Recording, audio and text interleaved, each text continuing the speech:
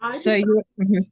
to do helpership after doing a lecture study in Pittsburgh. So Renee was doing, well, Philadelphia and Pittsburgh matched up to do a lecture study to teach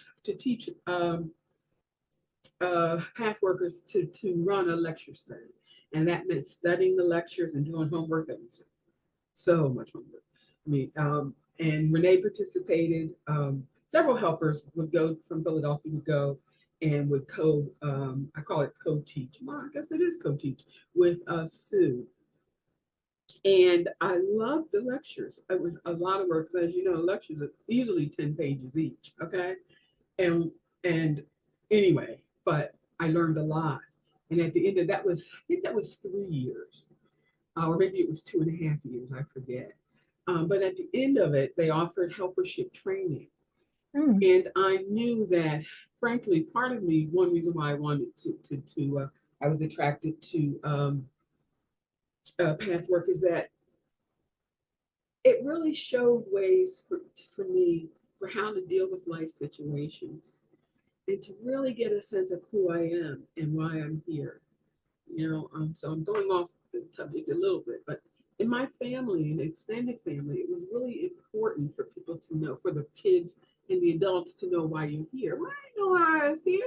You know, I I know what I'm supposed to do. Now, whether or not I do believe it's true, but in the context of the religion that I was brought up in, the Baptist, I didn't know. Mm. Pathwork started to put meaning to my experiences, my thoughts, and help me to really, really separate out what's really a feeling and what's a thought. Okay. And I got a lot of that in the lecture study. So when they Mm. offered Pathwork training as a helper, I knew it was just for me. I no hesitation whatsoever, um, and it has proved so correct and so right on the money. One of the times that I could say I absolutely know I'm exactly where I'm supposed to be. Wow. Yeah, because helpership was amazing. I had so many things to learn about myself. We had the mask, the lower self, and all those things. I did not, I could not identify those things. Oh, the ruler and the judger that's inside all of us, man, when I start to see those behaviors and look at the thinking that went along with it, and look at the fear, the self will, and the pride, that's what's going on with me. Yeah. And as the years have passed, because helpership I think was 3 years, I don't remember, and then there was 2 years of uh, apprenticeship. Oh, okay. Yeah, and so and we had Lorraine and Sue, and they're both sticklers for getting things done correctly, or I should say thoroughly. I shouldn't say correct Hmm. because it's Hmm. for different people. Um, and and I would spend hours doing homework, but I needed to spend hours more, to be honest with you, and I had to get in touch with that. So helpership was a very pleasure. And we meaning Linda Hester and I, excuse me, we traveled from Philadelphia to Pittsburgh, stayed from Friday evening until Sunday at 4, and then returned home. Yeah. And I couldn't wait. Oh, by noon on Sunday, I was chomping at the bit.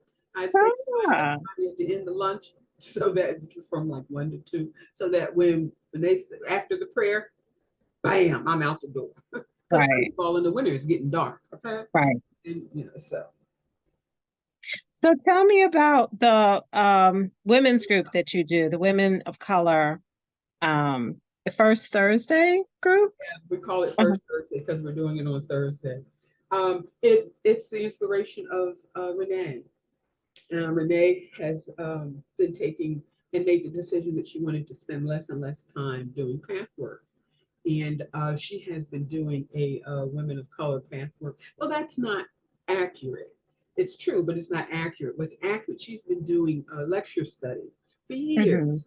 And Hmm. men came, women came, black folks came, not black folks came. And it was always welcome. That wasn't the issue. But I would say in the last 8, maybe 9 years, it's kind of really settled into women of color, Right. mostly professional women of color. And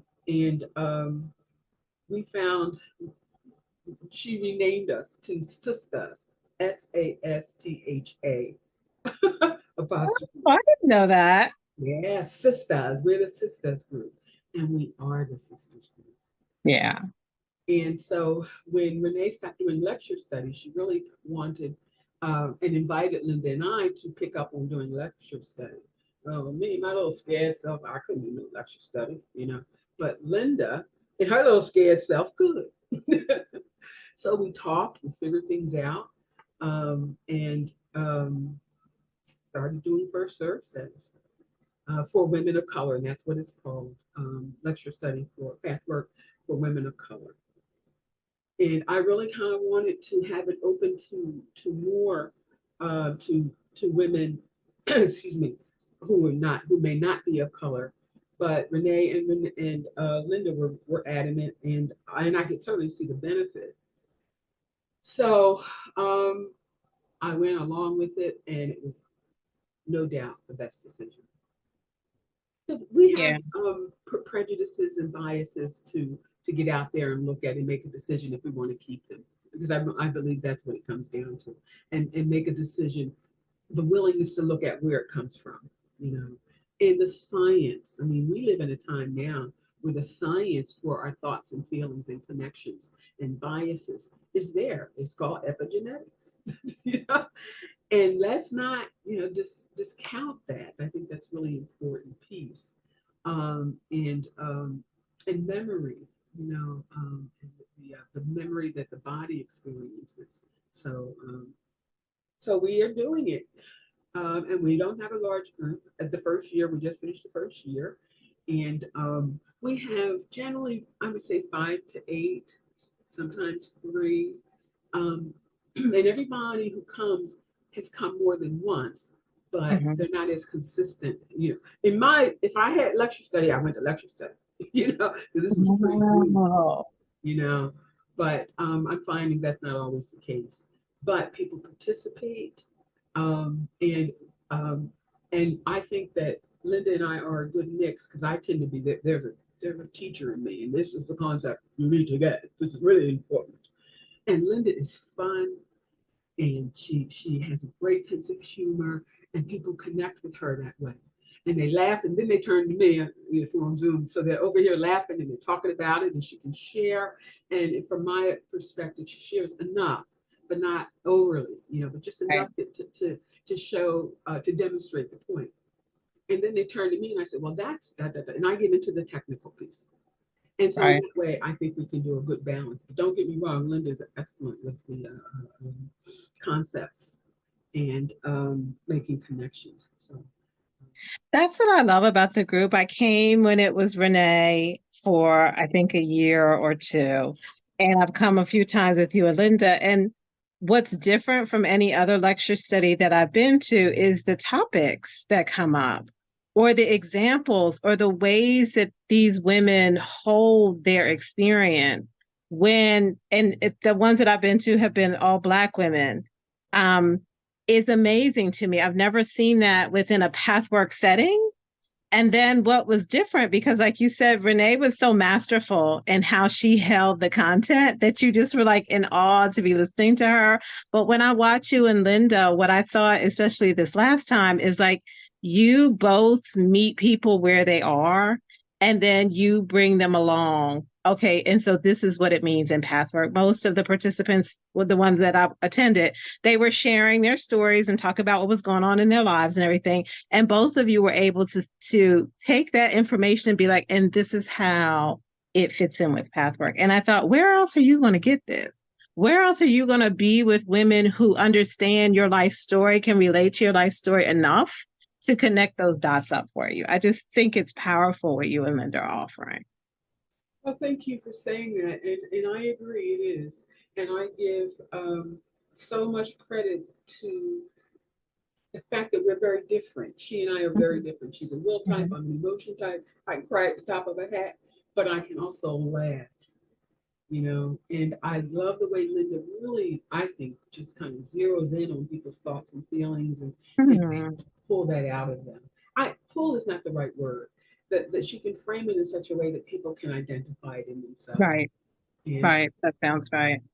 I admire that. And I also know that I have that ability too.